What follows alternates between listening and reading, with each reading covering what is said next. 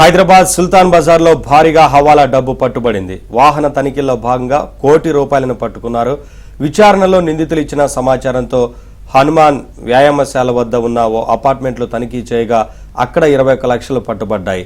అక్కడ ఉన్న తరుణ్ అనే వ్యక్తిని విచారించగా ముంబైలో ఉండే బబ్లు అనే హవాలా వ్యాపారి ఆదేశాలనుసారం తాము పనిచేస్తున్నామని తెలిపాడు. నగరంలో ఉండే వ్యాపారుల నుండి ఈ లావాదేవీలు సాగిస్తున్నట్లు డీసీపీ బాలస్వామి తెలిపారు. ప్రధాన నిందితుడు బబ్లును త్వరలో అరెస్ట్ చేస్తామని డీసీబీ తెలిపారు.